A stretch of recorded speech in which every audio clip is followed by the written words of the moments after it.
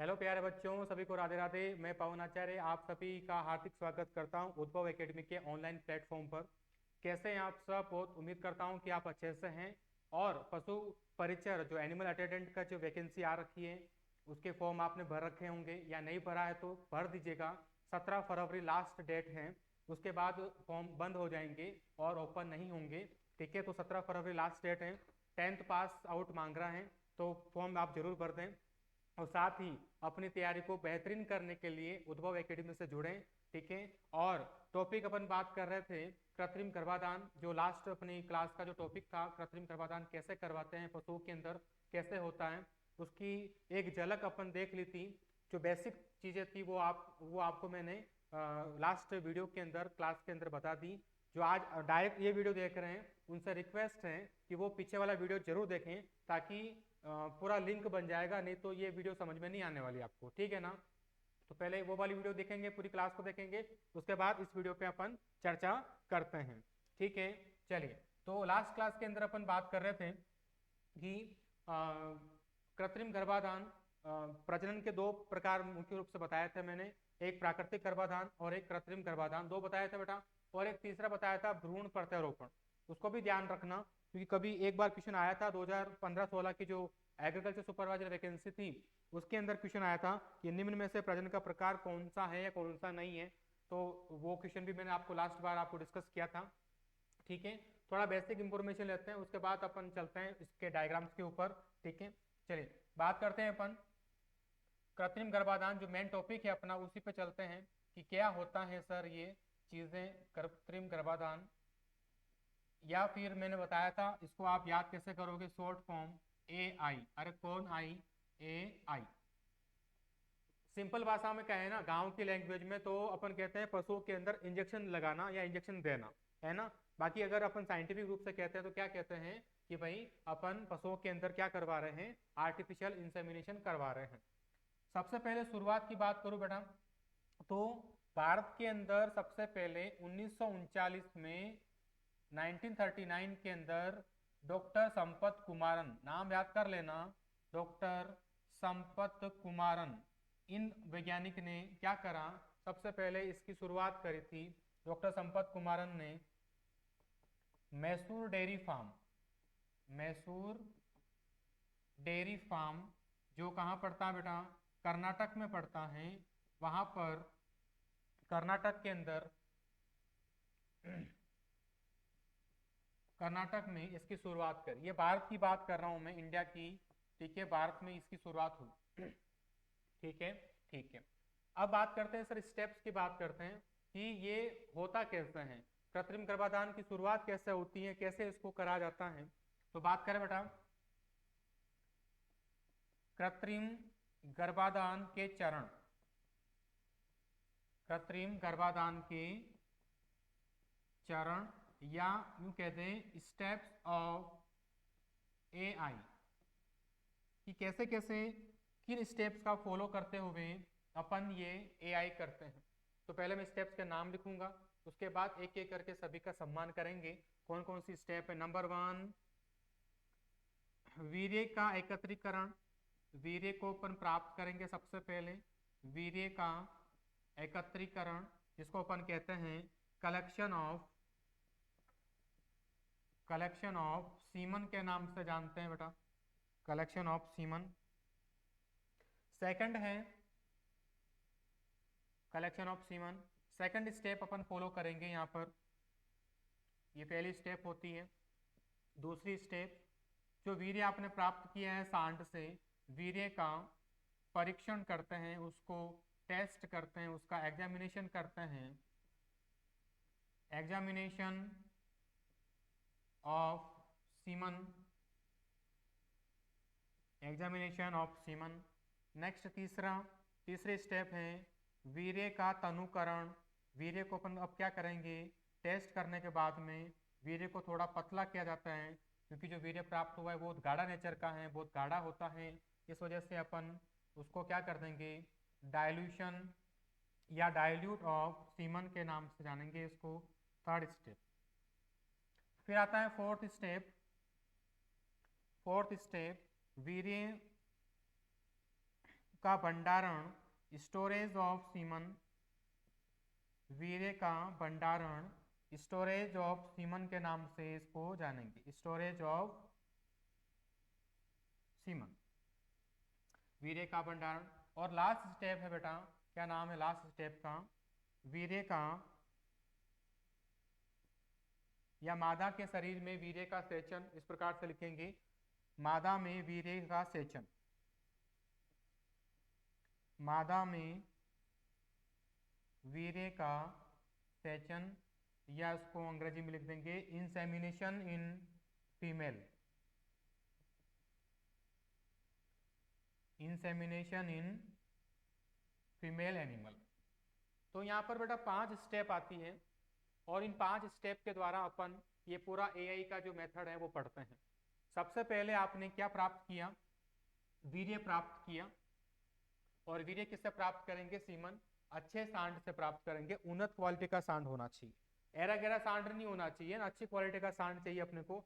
ऐसा नहीं कोई गली में घूम रहा है सांड, ले तू चल आ जा तेरा वीर्य निकालें, ऐसा नहीं करना है, अपने को अच्छी क्वालिटी का सांड चाहिए, ठीक है। और उसे क्या निकालेंगे अपन, वीर्य, कैसे निकालेंगे वो बताऊंगा थोड़ी देर में। अभी उसके बाद में जो वीर्य अपने को मिला है उसका क्या किया जाता है, परीक्षण किया जाता है।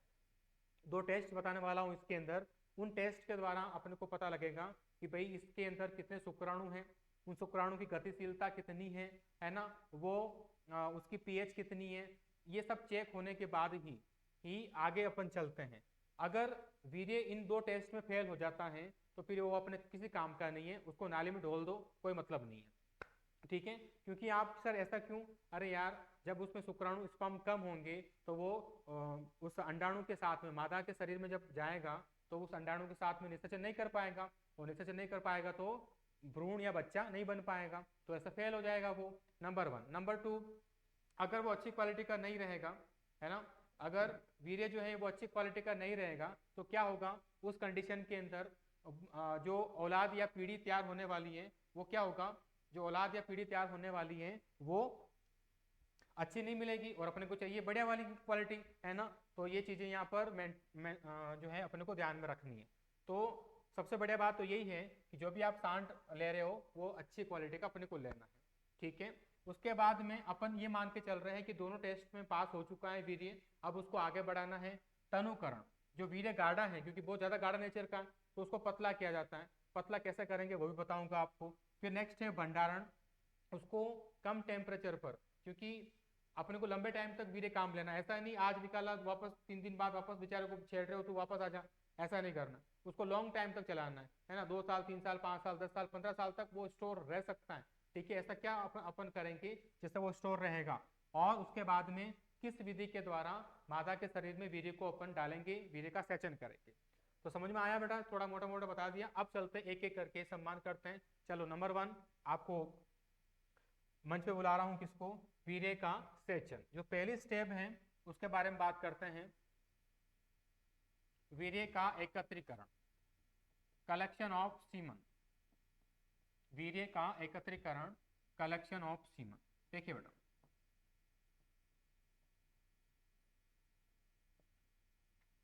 आपके सामने जो डायग्राम नजर आ रहा है ये क्या होता है उसके बारे में अपन बात करते हैं। उससे पहले अपने को क्या करना होता है, जो अच्छे क्वालिटी का सांड है उसको आप लेके आओगे, है ना। और अगर आपको ये समझ में आ रही है कुछ चीज, डायग्राम के माध्यम से अपन बताएंगे। ये देखेगा, इसमें क्या करते हैं, जैसे ये बुल है, अच्छी क्वालिटी का सांड है, जब इसके सामने एक मादा पशु को रखा जाएगा, अगर गाय की बात कर रहा हूं तो मादा गाय है, और भैंस की बात कर रहा हूं तो मादा भैंस है।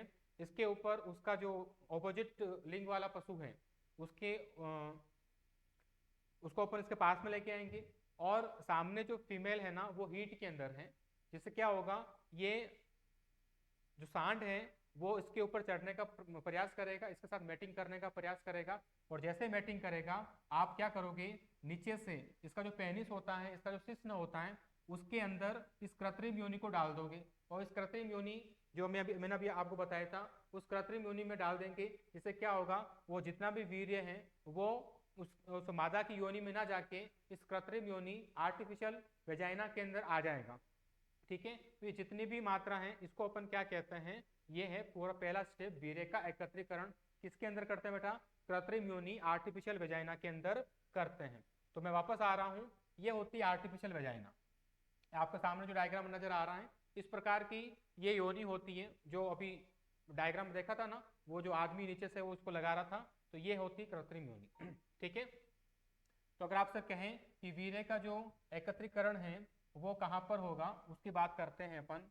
ये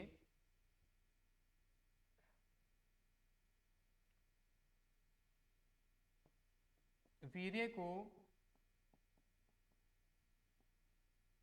कृत्रिम योनि में एकत्र किया जाता है, कृत्रिम योनि में एकत्र किया जाता है।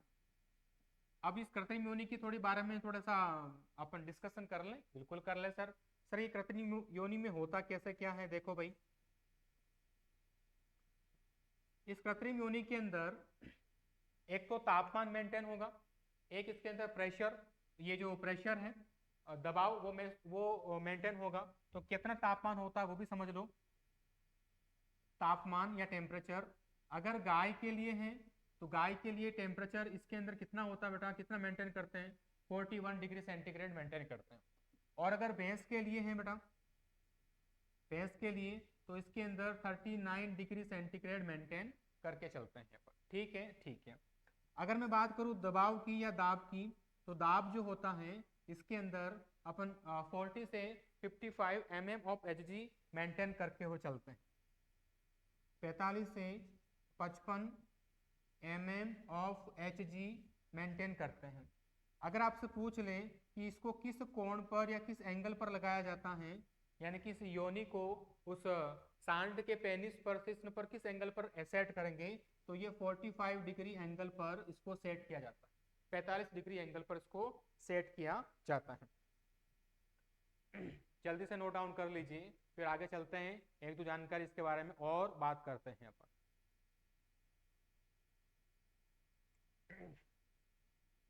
तो ये जो आर्टिफिशियल वेजाइना है आप देख पा रहे हैं, इस प्रकार से वीर्य को एकत्र किया जाता है। यहाँ पर इंपॉर्टेंट ध्यान में रखेगा, गाय के लिए इस कृत्रिम योनि के अंदर तापमान 41 डिग्री है, भैंस के लिए 39 डिग्री है।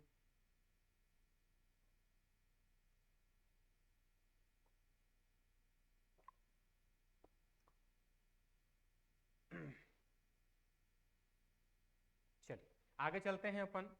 अब ये उस सांड ने या जो भी मेल पशु है उसने अपना पेनिस इसमें रख दिया है और जितना भी वीर्य है वो इसमें निकाल रहा है।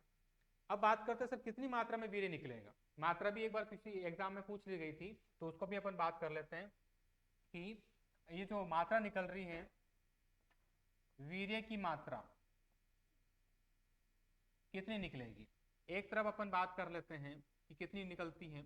देखिएगा, अगर गाय का जो सांड है या मेल पशु है, गाय की बात करूं और भैंस की बात करूं, गाय और भैंस, तो ये लगभग कितना वीर्य निकाल लेते हैं इनके सांड, एक बार में 8 से 11 ml वीर्य ये निकाल लेते हैं। एक बार में 8 से 11 ml वीर्य ये निकाल लेते हैं। ठीक है सर। अगर यही भेड़ बकरी होते, अगर ये भी भेड़ बकरी होते तो ये एक बार में कितना वीर्य निकाल लेते हैं? 1 से 2 ml, बहुत कम मात्रा में वीर्य निकालते हैं। ठीक है भाई। अगर मैं बात करूं, तीसरा भेड़ बकरी की बात हो गई। अगर बात करें घोड़े की, जो अगर घोड़ा होता है वो कितनी बार एक बार में कितना वीर्य निकाल सकता है, तो 70 ml वीर्य, लगभग लगभग 70 से 80 ml वीर्य निकाल लेता है। अगर मैं सुअर की औलाद की बात करूं, तो सुअर जो है वो यहाँ पर एक बार में 250 ml मात्रा वीर्य निकाल लेता है। ये मात्रा इसलिए लिखवा रहा हूँ क्योंकि एक अच्छे एग्जाम के अंदर ये क्वेश्चन आ चुका है। ठीक है, पूछा गया था कि भाई गाय का जो नर होता है वो कृत्रिम योनि में कितनी मात्रा में वीर्य निकाल सकता है। ऑप्शन, 4 ऑप्शन कुछ भी बन सकते हैं, कोई बड़ी बात नहीं है। तो 8 से 11 ml वीर्य निकाल लेता है। सबसे ज्यादा वीर्य जो है वो 250 ml लगभग सुअर एक बार में निकालता है। ठीक है क्या? तो ये अपन ने पहली स्टेप देखी बेटा, जिसके अंदर वीर्य को अपन ने क्या किया, एकत्र किया।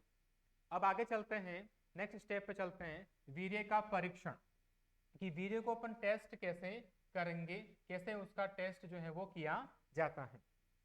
चलिए तो दूसरी स्टेप के बारे में बात करते हैं। दूसरी स्टेप है वीर्य का परीक्षण। वीर्य का परीक्षण या इसको कह देंगे क्या, examination of semen. Examination of semen, वीर्य का परीक्षण। देखिए यहाँ पर अपन चेक करेंगे। चेक क्यों करेंगे मैंने आपको बता दिया भैया। यहाँ पर एक नई पीढ़ी तैयार कर रहे हो, एक नई नस्ल, एक नया जीव आप तैयार कर रहे हो। अगर आपने अच्छी क्वालिटी का वीर्य नहीं लिया काम में, तो जो औलाद पैदा होने वाली है उस गाय भैंस के, वो अच्छी क्वालिटी की नहीं रहेगी। और अच्छी क्वालिटी की नहीं रहेगी तो उससे अपने को जितना भी दूध, उस दूध के अंदर कितनी फैट होती है, उससे बनने वाले उत्पाद, वे सभी जो हैं आपको लो क्वालिटी के मिलेंगे, आपको अच्छा पैसा नहीं मिलेगा। क्योंकि अल्टीमेट जो लास्ट अपना जो उद्देश्य है वो क्या है, पैसा कमाना। गांधी जी कमाना भाई साहब, जिसकी जेब में गांधी उसकी चलती है आंधी। ठीक है, तो भाई साहब ये कमाने के लिए अपने को ये सब स्टेप टू स्टेप सब सही करना पड़ेगा, तब जाके अपन अच्छा खासा प्रॉफिट जो है वो इस पशुपालन के अंदर कमा पाएंगे।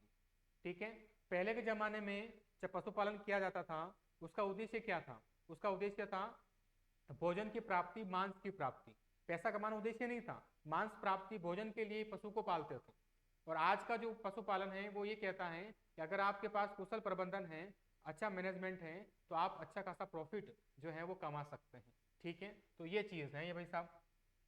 तो वीर्य का परीक्षण बात करते हैं एग्जामिनेशन ऑफ सीमन के अंदर कि कौन से टेस्ट के द्वारा करते हैं। नंबर 1, 2 टेस्ट लिख रहा हूं बेटा। Number 1 BBC test. BBC test या बीबीसी परीक्षण, पूरा नाम दिखेगा ब्रोमो इथाइल ब्लू कैस्टालेज टेस्ट। पूरा नाम बोलो बेटा एक बार। B4 bromo ethyl, B4 blue, C4 कैस्टालेज टेस्ट। कैस्टालेज टेस्ट। अब सर क्वेश्चन दिमाग में आता है कि ये टेस्ट अपन क्यों कर रहे हैं? क्योंकि टेस्ट कर रहे हैं कुछ ना कुछ तो कारण होगा ना, है ना। तो यहाँ वीर्य की पीएच व शुद्धता की जांच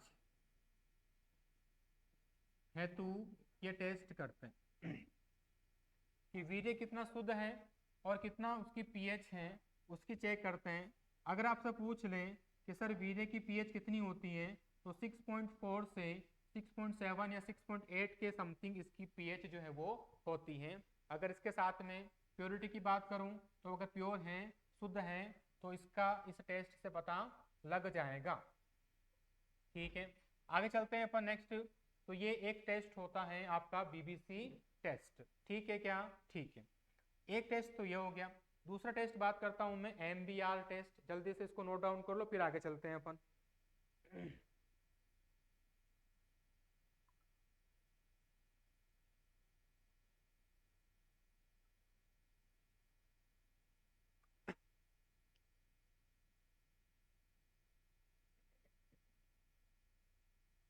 चलिए तो अब आगे चलते हैं, नेक्स्ट टेस्ट की बात करते हैं। नेक्स्ट टेस्ट की बात करते हैं दूसरा। बीबीसी टेस्ट के बाद में दूसरा टेस्ट आ रहा है आपके सामने, MBR। बोल के बताओ, MBR test. Full form methyl M4 methyl B4 blue R4 reductase. Methyl blue reductase test. ठीक है भाई साहब, ठीक है। अब ये टेस्ट क्यों करते हैं? कुछ न कुछ तो कारण होगा। तो यह वीर्य में उपस्थित, यह वीर्य में उपस्थित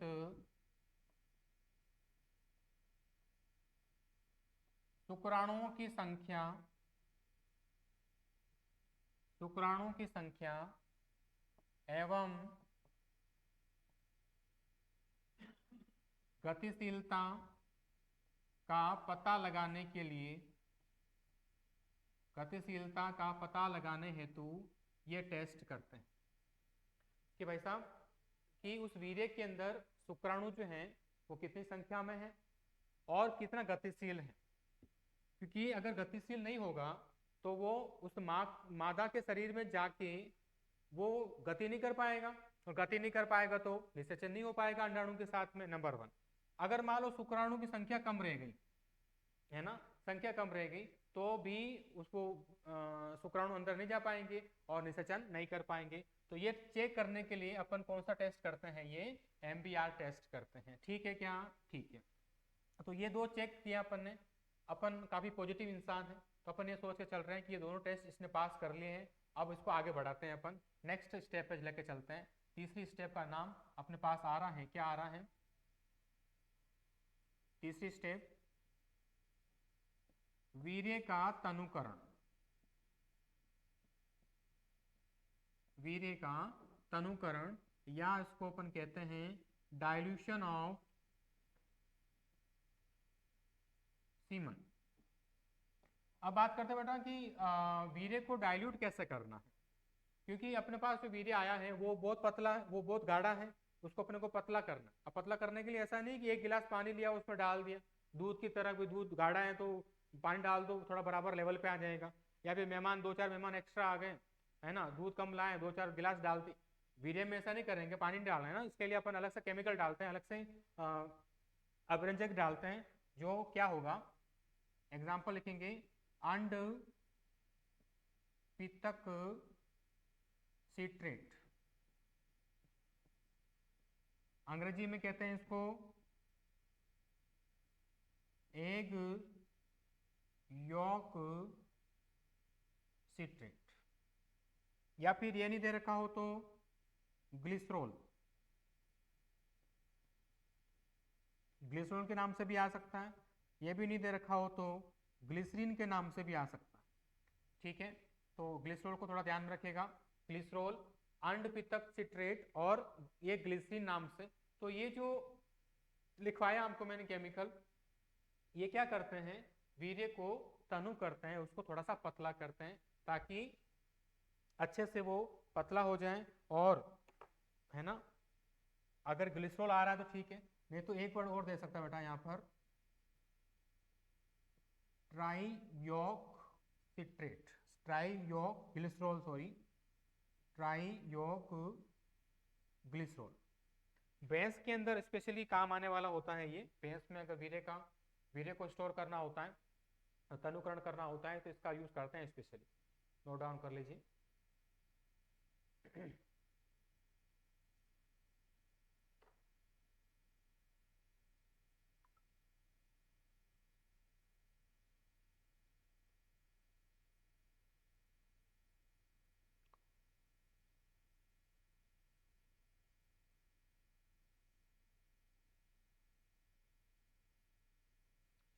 आगे चलते हैं अपन नेक्स्ट, वीर्य का भंडारण। आगे चलते हैं अपन नेक्स्ट स्टेप चलते हैं, वीर्य का भंडारण। चौथी स्टेप है अपने पास में, वीर्य का भंडारण। कहते हैं अपन इसको क्या, स्टोरेज ऑफ सीमन। वीर्य का भंडारण, स्टोरेज ऑफ सीमन। देखिए अब अपन क्या करते हैं, क्योंकि अपने को वीर्य तो स्टोर करना पड़ेगा लॉन्ग टाइम के लिए, क्योंकि ऐसा तो है नहीं बार बार उसको परेशान करोगे, है ना, उस सांड को परेशान करोगे भी आ जा, तो बार बार, है ना, तो ऐसा अपने को बेचारा को क्यों परेशान करना भाई। देखिए तो जितना अपन कम टेम्परेचर पर चलते जाएंगे तो इसकी जो स्टोरेज कैपेसिटी है वो बढ़ते जाती है। अगर मैं इसको कमरे के ताप पर सुरक्षित करूं, कमरे के ताप पे रख दूं, कमरे के ताप पर जैसे रूम टेम्परेचर होता है उस पर रख दिया जाए, तो ये ज़्यादा टाइम तक नहीं, केवल 10-12 घंटे तक सही रहेगा, उसके बाद खराब होना स्टार्ट हो जाता है। अगर मैं इसको 3 से 4 डिग्री सेंटीग्रेड ताप पर रख दूं फ्रिज के अंदर, तो ये कम से कम 3-4 दिन आराम से चल जाएगा, कोई दिक्कत नहीं, खराब नहीं होगा। तो लॉन्ग टाइम के लिए मुझे क्या चाहिए, टेम्परेचर कम करना पड़ेगा, और साथ में मेरे को कुछ माध्यम रखना पड़ेगा, किसी के अंदर रखना पड़ेगा, ऐसे काम नहीं चलेगा। तो मैं यहाँ पर क्या रखूँ, देखो एक तरफ मैं लिख देता हूँ माध्यम, माध्यम, और उस माध्यम के अंदर कितना तापमान मेरे को मेंटेन करके वो चलना है, माध्यम और तापमान। नंबर 1 माध्यम है मेरे पास में ठोस CO2, ठोस CO2 के अंदर मैं रख दूं, जिसको अपन बर्फ कह दे, कोई दिक्कत नहीं है। ठीक है, इसके अंदर टेम्परेचर मेरे को मेंटेन करके चलना पड़ेगा -79 degree centigrade, -79 degree centigrade. Number 2, liquid nitrogen या द्रव नाइट्रोजन। द्रव नाइट्रोजन, इसके लिए टेम्परेचर होगा बेटा -196 डिग्री सेंटीग्रेड। तीसरा है मेरे पास में हीलियम गैस, He, या इसको मैं क्या कहता हूं,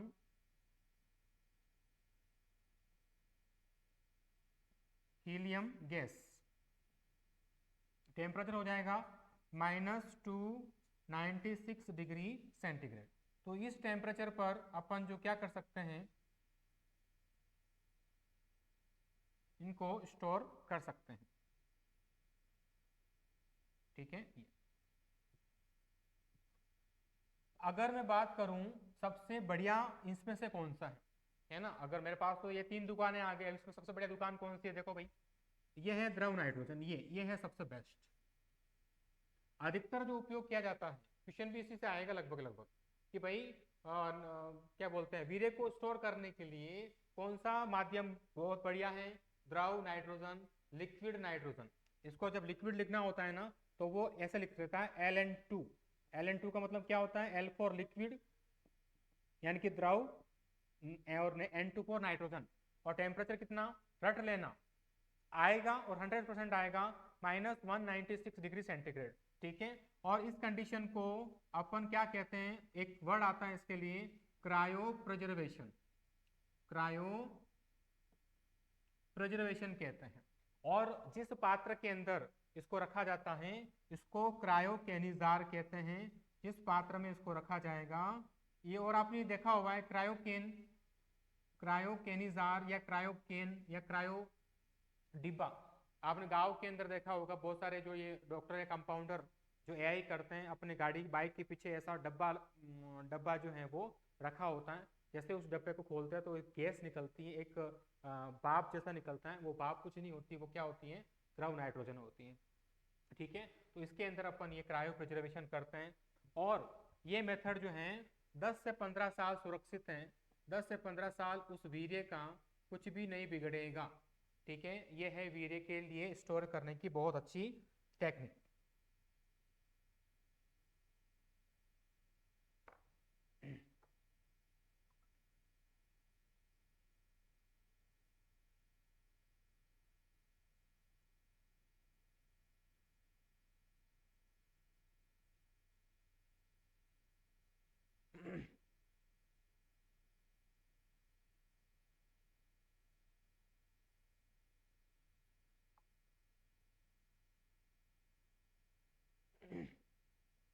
चलिए आगे चलते हैं अपन, नेक्स्ट पॉइंट ले लें कि, तो ये आपने बहुत अच्छे तरीके से लिखा है।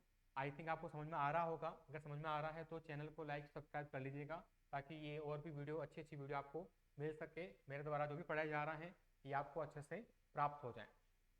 तो ये अपन ने वीडियो को स्टोर कर लिया बेटा। ठीक है, अब आगे चलते हैं अपन, नेक्स्ट क्वेश्चन की तरफ चलें। वीर्य का भंडारण कर लिया अपन ने, आगे है वीर्य को अब कैसे मादा के शरीर के अंदर डाला जाता है, कैसे मादा के शरीर में इसको करेंगे अपन। तो 5वीं स्टेप अपने पास में आ रही है। 5वीं स्टेप अपने पास में आ रही है, मादा में वीर्य सेचन। मादा में वीर्य सेचन, insemination in female animal, insemination in female animal.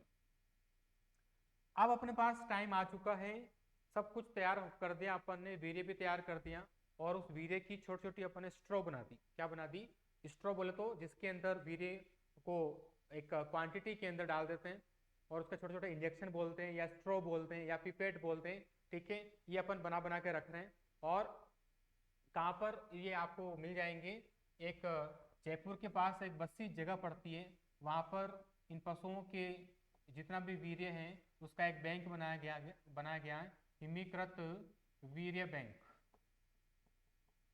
ठीक है, ये कहाँ पड़ता है बेटा, बस्सी कहाँ है, जयपुर के पास में। ठीक है, अंग्रेजी में इसको क्या कह देंगे, फ्रोजन सीमन बैंक, एनिमल का बस्ती जयपुर के पास बना हुआ है। अब बात करते हैं सर किस विधि के द्वारा इस मादा के शरीर के अंदर वीर्य को डाला जाता है, उसकी भी अपन चर्चा करते हैं। तो बात करें उससे पहले ये जो स्ट्रो होती है, जिसको मैं स्ट्रो कह रहा हूँ, उस स्ट्रो के अंदर कितनी मात्रा भरी जाती है। अगर गाय भैंस है तो गाय भैंस के लिए कितना वीर्य चाहिए, 1 से 2 ml या 0.5 से 2 ml, 0.5 से 2 ml। और अगर भेड़ बकरी है तो भेड़ बकरी के लिए 0.5 से 1 ml चाहिए। सर आप तो कह रहे थे 8 से 11 ml। अरे 8 से 11 ml तो उस सांड के द्वारा निकली हुई मात्रा है। उस सांड के पेनिस से या उसके शिश्न से जो एक बार में उस कृत्रिम योनि में जो मात्रा डाल रहा है ना, वो है 8 से 11। तो सर ये क्या है, ये मात्रा उस स्ट्रोक के अंदर भरी जाती है और ये स्ट्रो अपन उस फीमेल के अंदर अपन डालने वाले हैं।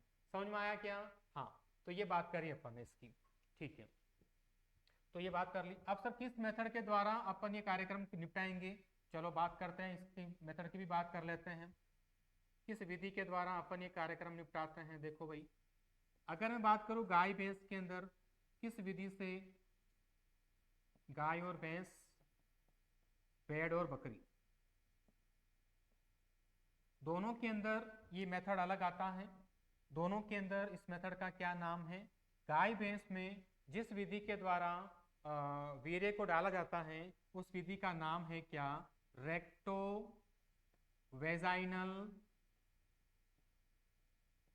वेजाइनल विधि, ठीक है, ठीक है। दूसरी है भेड़ बकरी की बात करूं, इसके अंदर कौन सा मेथड है, ये वेजाइनल स्पेकुलम विधि। अब सर क्या समझा रहे हो, क्या कह रहे हो राम जाने सर। अरे एक एक करके समझेंगे ना, क्यों चिंता करता है मेरे बालक। देखें दोनों विधियां हैं, क्या होता है इनके अंदर बहुत शानदार तरीके से समझेंगे।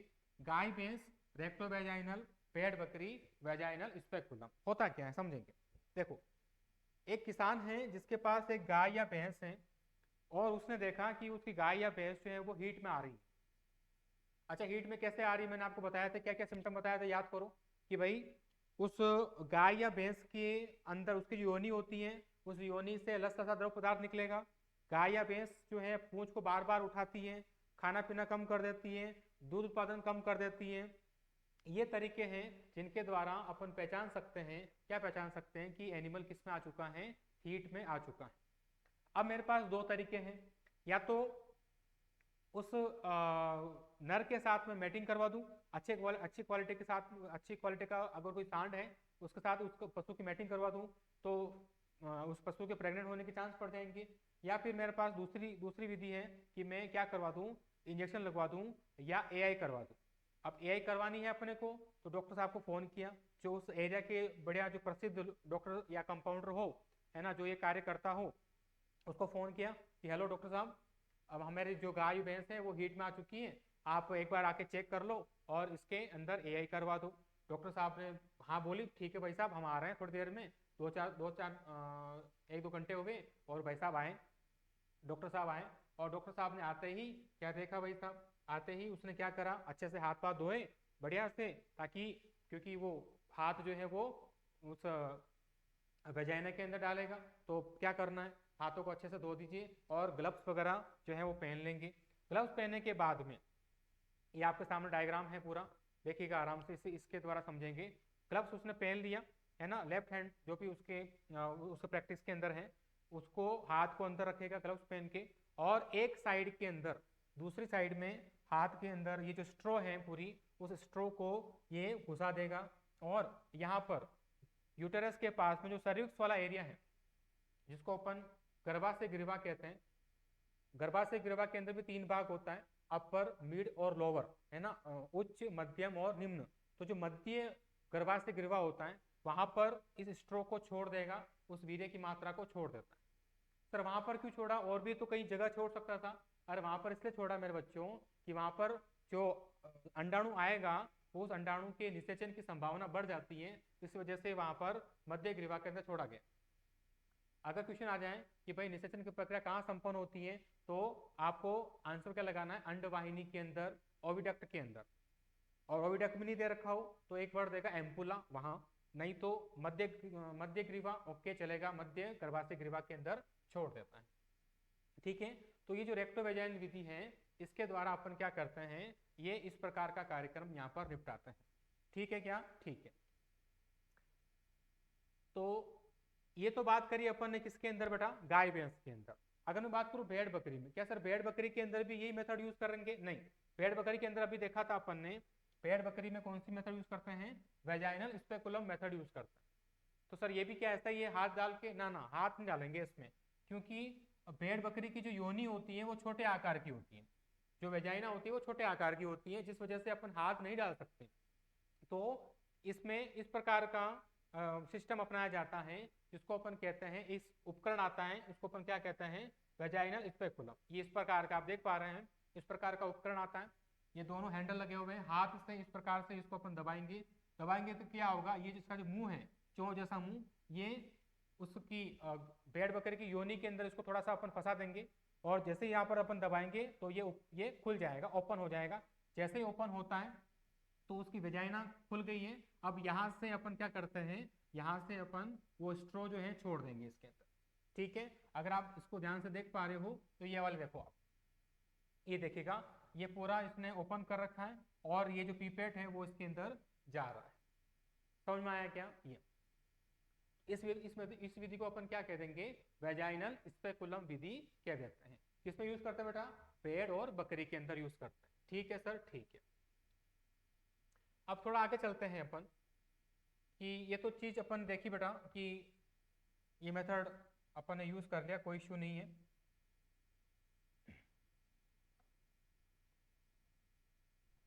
चलिए, गाय और भैंस और भेड़ बकरी के अंदर ये अपन ने कर लिया, पर अब अपने को कैसे पता लगेगा कि डॉक्टर साहब ने ये जो कार्यक्रम, ये जो कर्म कांड किया है, इसका रिजल्ट क्या आने वाला है? क्योंकि पशु प्रेग्नेंट हुआ है या नहीं हुआ है, ये तो कैसे पता लगेगा अपने को? क्योंकि सक्सेस, अभी मैंने कल लास्ट वीडियो के अंदर बताया थी आपको मैंने कि एआई की जो सक्सेस रेट है वो आपको 50%, 55%, 60% तक मिलेगी, ज़्यादा सक्सेस नहीं है, 100% सक्सेस नहीं है। यानी कि आपने जो एआई करी है वो सक्सेस होगी कि नहीं होगी, ये किस बात पर डिपेंड करता है। कभी कभार तो ऐसा भी होता है कि प्राकृतिक रूप से जो आप मैटिंग करवाते हो वो भी फेल हो जाती है। आप देखा होगा आपके घर में अगर गाय भैंस वगैरह हो तो देखा होगा आप कि वो जब भी मैटिंग होती है उनकी, तो सुनने में आता है कि फेल हो गई। फेल हो गई मतलब उसमें बच्चा प्रेग्नेंट वो नहीं हुआ। ठीक है सर, तो अपने को कैसे पता लगेगा? अब वो गाय भैंस तो खुद तो बोलेगी नहीं कि मैं प्रेग्नेंट नहीं हुई हूँ तो वापस करवाओ मेरे को, ऐसा तो नहीं बोलेगी, अपने को पता लगवाना पड़ेगा। सर कैसे पता लगवाएं? अच्छा आप खुद बताइए कैसे पता लगाएं, कमेंट करके जरूर बताना कि कैसे पता लगा सकते हैं अपन। फिर मैं बता रहा हूँ आपको, देखो नंबर 1, बहुत सारे बच्चे बोलेंगे कि सर एक तो उसका जो गाय भैंस का जो पेट है वो पेट बढ़ जाएगा आकार में, तो अपन पता लगा देंगे कि प्रेग्नेंट है। अरे मेरे भोले बालकों, देखो 1 महीने 2 महीने में तो पेट नहीं फूलेगा। पेट कब फूलेगा? 4-5 महीने, 5-6 महीने बाद में उसके आकार में बढ़ती होगी। पहले महीने तो पता नहीं लगेगा, दूसरे महीने तो सर हम 5-6 महीने रुक जाते हैं, एक बार पेट फूलने तो उसके बाद पता लगा देंगे कि प्रेग्नेंट हुआ है कि नहीं हुआ है। देखो बेटा, अगर पशु प्रेग्नेंट नहीं हुआ है ना तो इसके बहुत बड़े नुकसान हो सकते हैं। क्या हो सकता है? पशु जितना देर प्रेग्नेंट होने में लगाएगा तो बच्चा उतना देर बाद में पैदा होगा, और उतनी देर बाद में पैदा होगा तो दूध उत्पादन उतनी देर बाद अपने को मिलेगा। दूध उत्पादन उतनी बाद मिलेगा तो अपने को पैसा भी तो बाद में मिलेगा, है ना? तो इस वजह से अपने को ये चीजें बहुत जरूरी होती है कि पशु प्रेग्नेंट हुआ है कि नहीं हुआ है। तो क्या होगा सर, आप तो कह रहे हो पेट तो नहीं बढ़ेगा, हाँ पेट तो नहीं बढ़ेगा भाई साहब। दूसरी चीज, पशु जो है कैसे पता लगाएंगे? पशु हीट में नहीं आता है। मैंने कहा था ना कि भाई गाय भैंस और बकरी ये तो 21 दिन में, 19 से 21 दिन में, और भेड़ 16.5 दिन के अंदर। वो गाय भैंस की बात करूं मैं तो अगले 21वें दिन में किसमें नहीं आएगा, हीट में नहीं आएगा। तो अपने को पता लग जाएगा कि पशु हीट में नहीं आया है, इसका मतलब प्रेगनेंसी सेट हो गई है, और जो एआई करी थी वो ओके हो गई है। ठीक है, पर कभी कभार ऐसा भी होता है कि सब कुछ देख लिया अपन ने, पशु हीट में भी नहीं आ रहा, और हीट में कब आया वो 2-3 महीने बाद वापस हीट में आया, तो गए 2-3 महीने पानी में। तो अपन क्या करें? कोई कंफर्मेशन थोड़ा तो है, कंफर्मेशन है क्या? और कौन ध्यान रखेगा अभी हीट में आया कि नहीं आया? तो अपन यहाँ पर क्या करते हैं, एक मेथड यूज करते हैं, गर्भ परीक्षण की विधि। ठीक है, तो नेक्स्ट पॉइंट लिखेंगे कि अपन गर्भ को कैसे चेक करते हैं, गर्भ परीक्षण की विधि।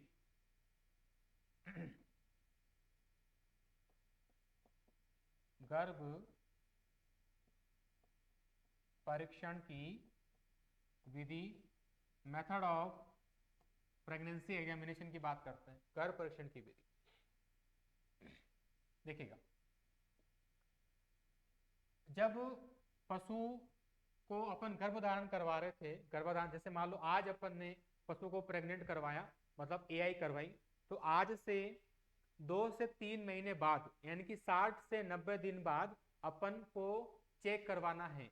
वापस डॉक्टर को फोन करो और डॉक्टर आएगा कितने दिन बाद में, गर्भाधान के 60 से 90 दिन बाद डॉक्टर वापस आएगा, वापस उसको चेक करेगा। अच्छा, चेक करेगा, उस विधि का कुछ नाम है क्या? बिल्कुल नाम है।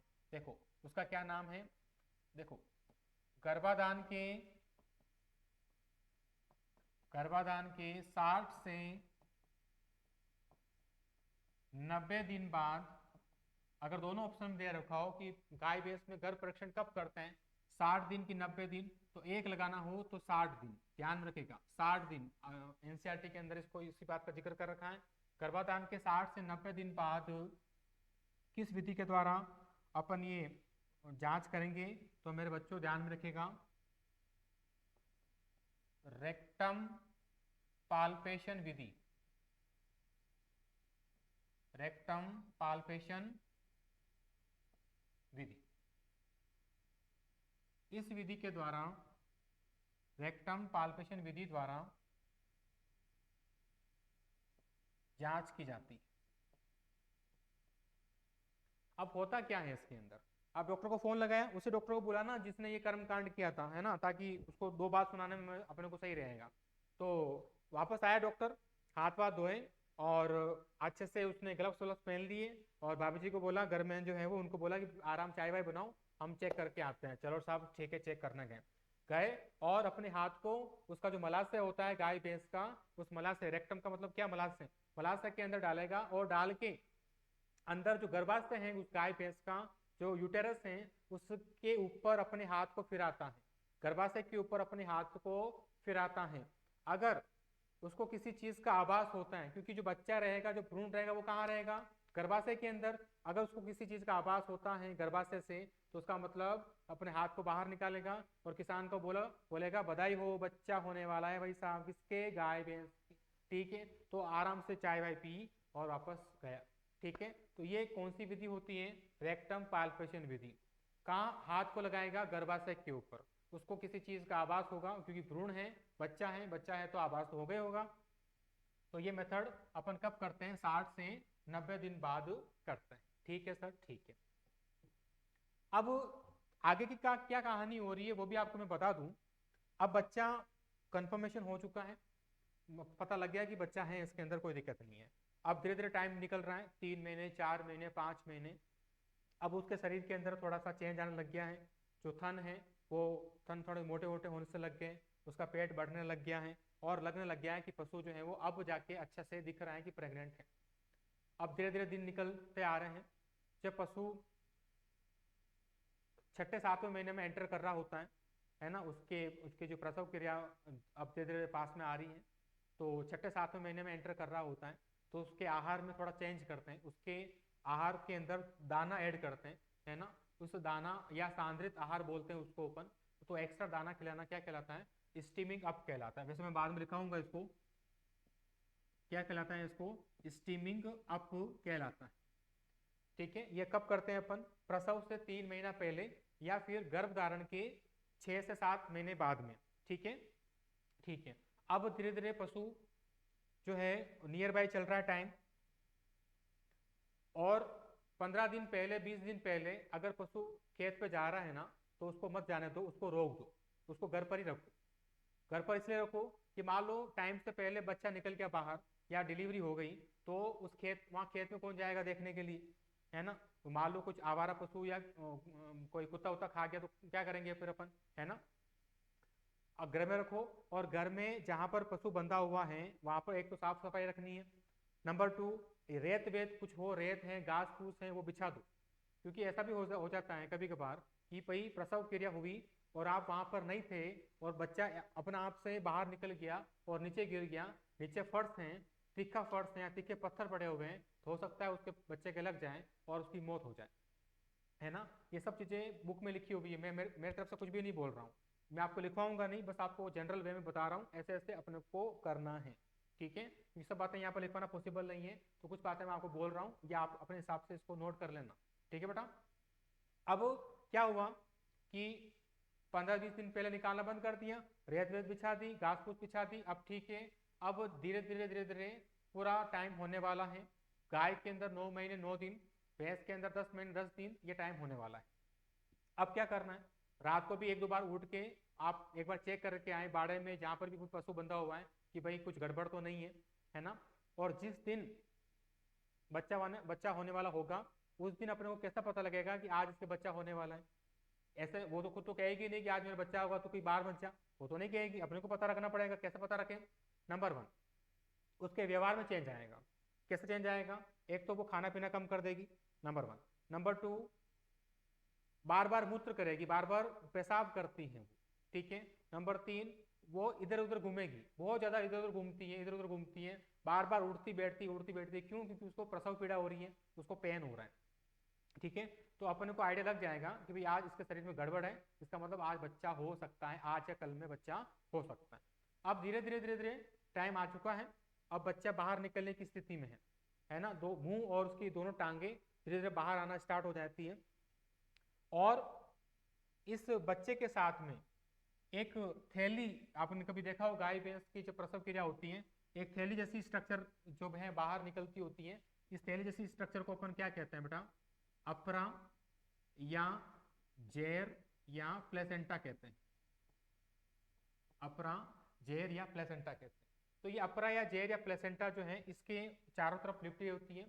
आपको क्या करना है, जो पशु बच्चा दे रहा है उसको नेचुरल होने देना है। मतलब आपको जोर जबरदस्ती नहीं करनी, उसको छेड़ना नहीं है कि भाई सेल्फी ले लेते हैं, आ तेरा बच्चा हो रहा है तो अपन सेल्फी ले लें, ऐसा नहीं करना है। उसको नेचुरल होने दो, वो खुद पुश करेगा। अगर वो नहीं कर पा रहा है तो आप उसको हल्का सा खींच सकते हो। आपसे भी नहीं हो पा रहा है तो जो अच्छा जानकार हो उसको बुलाएं, और उससे भी नहीं हो पा रहा तो डॉक्टर को बुलाएं, ठीक है। ऐसा नहीं कि तू किसी को भी बुला दे, तू हाथ खींच, मैं पैर खींचता हूँ, ऐसा नहीं करना है, ठीक है। नहीं तो बच्चे को नुकसान हो सकता है बच्चा मर भी जाए, ठीक है बेटा। अब धीरे धीरे बाहर आ गया है बच्चा, उस बच्चे को आराम से रखो पास में, उस माँ के पास में, माँ उसको दुलार करेगी अच्छे से, कोई दिक्कत नहीं है।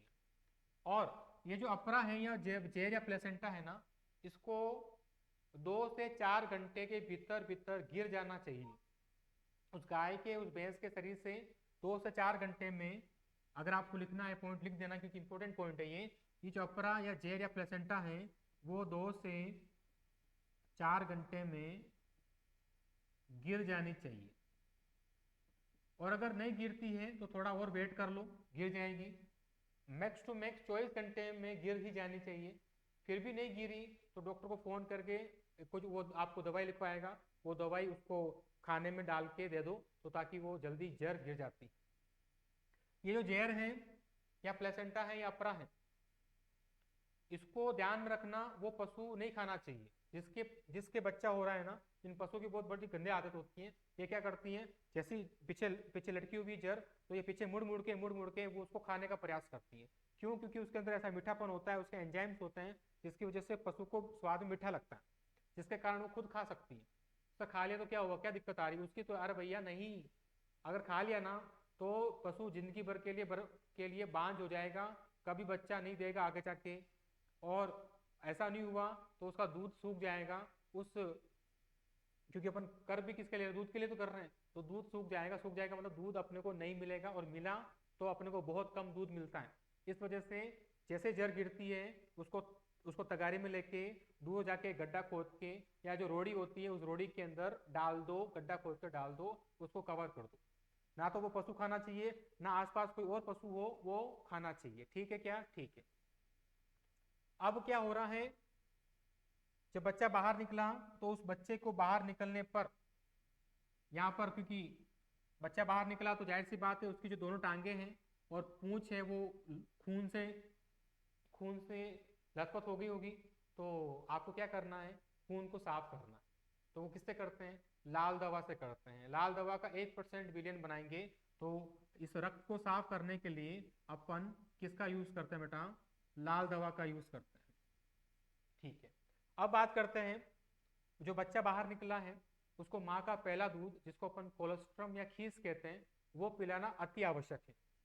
एक बार क्वेश्चन आया था कि माँ के द्वारा जो पहला दूध है वो बछड़े को जन्म के कितने समय बाद पिलाते हैं। तो याद कर लेना, जन्म के आधे घंटे से लेकर 2 घंटे के भीतर भीतर अपन माँ का पहला दूध पिला देते हैं।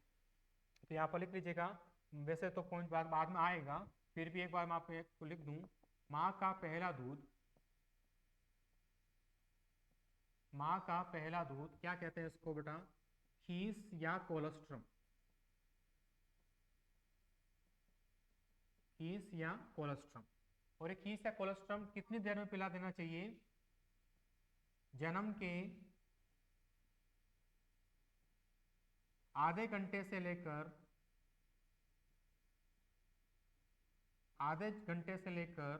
2 घंटे के भीतर भीतर, 2 घंटे के भीतर ये माँ का पहला दूध, अगर वो बछड़ा खुद खड़े होके पी रहा है तो बहुत अच्छी बात है। अगर वो खुद खड़ा नहीं हो पा रहा है तो उसको उठाओ और माँ के थनों के पास ले जाके उसको फर्स्ट फीडिंग करवाओ। सर ये क्यों जरूरी है खीस, क्योंकि ये उस बछड़े में रोग प्रतिरोधक क्षमता, विटामिन ए, एंटीबॉडी, ये सब कुछ प्रदान करता है। और ये कितना पिलाते हैं, कैसे पिलाते हैं, उसको बाद में वो डिस्कस करूंगा मैं कभी, जब ये टॉपिक आएगा अच्छे से, क्योंकि अभी ये इसके साथ लिंक कर रहा था, इस वजह से मैंने आपको यहाँ पढ़ा दिया। बहुत बार ऐसा भी होता है कि बछड़े को माँ के साथ नहीं रखते, माँ से अलग कर लेते हैं, तुरंत अलग कर लेते हैं, 24 घंटे के अंदर अंदर अलग कर लेते हैं, है ना। इसको अपन कहते हैं वीनिंग कहते हैं। ठीक है, ये पॉइंट आ चुका है तो इसको भी लिख ही लेते हैं साथ में। देखो 2 पॉइंट होते हैं, एक तो होता है सकलिंग, एक तो पॉइंट होता है सकलिंग, और एक पॉइंट होता है विनिंग। सकलिंग और विनिंग, क्या होता है सकलिंग और विनिंग, अगर बछड़े को मां के पास रख रहे हो, बछड़े को मां के साथ पालना, मां के साथ रखना क्या कहलाता है, सकलिंग कहलाता है, जो नॉर्मल अपन किसान लोग करते हैं, सबको पता है।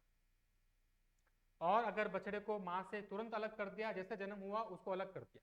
कभी कभार तो ऐसा भी होता है कि उस माँ की आंखों पर काली पट्टी बांध देते हैं, जब जन्म हो रहा है बच्चे का उस टाइम माँ की आंखों पर काली पट्टी बांध देते हैं, जिसके कारण उसको पता ही नहीं लगना चाहिए कि उसके बच्चा भी हुआ है। ऐसा क्यों करते हैं। और स्पेशली अपने जो देसी गाय है ना उसमें ज्यादातर होता है, विदेशी गायों में इतना मोह नहीं होता बच्चे के लिए, देसी गाय हो गई उनमें ज्यादा मोह होता है, भैंस हो गई उनमें ज्यादा मोह होता है। विदेशी गायों में तो यूं है कि अगर कल ले जा रहे हो तो आज ही ले जाओ मेरे बच्चे को, कोई दिक्कत नहीं है, ऐसी कंडीशन होती है ना। तो विनिंग, बछड़े को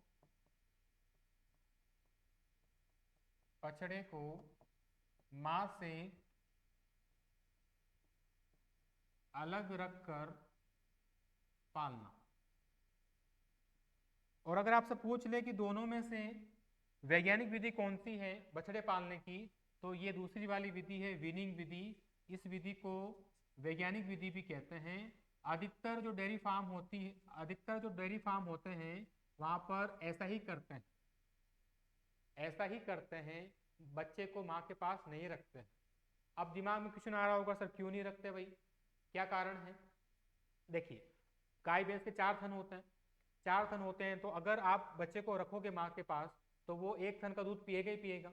हो सकता है वो 2 थन का भी दूध पी ले स्टार्टिंग में, और फिर धीरे धीरे 1 थन का दूध पिएगा। तो वो इतना दूध भी क्यों पिए, इस वजह से अपन क्या करते हैं उसको पहले अलग कर देते हैं। तो सर फिर ये तो एक तरह से पाप हो गया। देखो बेटा, बिजनेस के अंदर पाप और धर्म ऐसा नहीं देखा जाता है, बिजनेस बिजनेस होता है ना। तो इसमें क्या करते हैं अपन, तो फिर सिर्फ उन बच्चों का क्या होगा, उन बच्चों के लिए अलग से आप व्यवस्था करेंगे, उनके लिए अलग से थोड़ा सा काप स्टार्टर नाम से एक पदार्थ आता है, उसको पिलाया जाता है बच्चे को, और वो बच्चा अपने हिसाब से बड़ा होता रहता है। वो माँ की शक्ल नहीं देख पाएगा, ना माँ उसकी शक्ल देख पाएगी। यह है वैज्ञानिक विधि। इसका क्या उद्देश्य है, क्वेश्चन आ रखा है इसके ऊपर, देखेंगे। उद्देश्य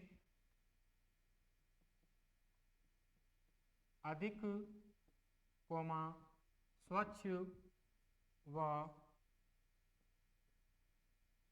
वास्तविक दूध उत्पादन हेतु, ज़्यादा दूध मिले, अधिक दूध मिले, वास्तविक दूध मिले, इस वजह से अपन ये कार्यक्रम करते हैं। कौन सा? विनिंग वाला। तो ये मेथड है विनिंग मेथड, इसको आप थोड़ा सा अच्छे से ध्यान में रखिएगा, ठीक है। चलिए, तो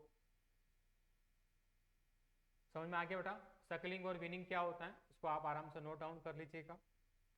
एक चीज और यहाँ पर आती है कि जो बछड़े की जो नाल होती है, क्योंकि बछड़े का जन्म जब होता है तो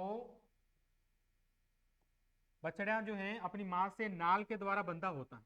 जैसे मान लो ये पेट है बच्चे का, बच्चे की नाल के द्वारा बंधा होता है। तो इस नाल को अपन क्या करते हैं? कट करते हैं। नाल को अपन क्या करते हैं? कट करते हैं, ठीक है। हाँ, नाल को कट करते हैं और कट करके, कट पूरी नहीं करनी। जैसे मान लो इसका पेट यहाँ पर है तो पूरी कट नहीं करनी है, यहाँ से थोड़ा सा पार्ट यहाँ कट करते हैं और यहाँ पर एक गांठ बांध देते हैं और गांठ बांध के यहाँ पर एक दवा लगाते हैं। उस दवा का नाम है टिंचर आयोडीन। ये सुपरवाइजर एग्जाम MPUT 2023 में पूछा गया क्वेश्चन था कि जब नाल काटी जाती है तो यहाँ पर क्या लगाया जाता है? तो यहाँ पर टिंचर आयोडीन लगाई जाती है। लाल दवा नहीं लगाते हैं, क्या लगाते हैं बेटा? नाल को काट कर टिंचर आयोडीन, टिंचर आयोडीन लगाया जाता है। टिंचर आयोडीन लगाया जाता है। टिंचर आयोडीन लगाया जाता है, ठीक है। तो इसी के साथ में अपन बात करेंगे कि एक टॉपिक अपने पास में कृत्रिम गर्भाधान, नेक्स्ट क्लास के अंदर बध्याकरण क्या होता है, और एक प्रजनन का एक छोटा सा टॉपिक और आता है जिसके अंदर जो है अपन पढ़ेंगे प्रजनन के प्रकार। जैसे कि एक पशु की बात कर रहा हूँ, पशु के अंदर भाई और बहन का जब मैटिंग होती है तो उसको क्या कहते हैं? माँ और बेटे का, क्योंकि देखिए गाय भैंसों में ऐसी फीलिंग्स नहीं होती हैं कि उनमें भाई बहन कौन है क्या है, उनमें ऐसा कुछ भी नहीं होता है। अब वो तो अपने को पता रखना पड़ता है कि किस गाय में किस भैंस के अंदर ऐसा कुछ होता है, ठीक है। तो इनके बारे में अपन बात करेंगे नेक्स्ट वीडियो के अंदर, और तब तक के लिए आप इसको पढ़ के आइएगा। मिलते हैं अगली क्लास में, सभी को राधे राधे।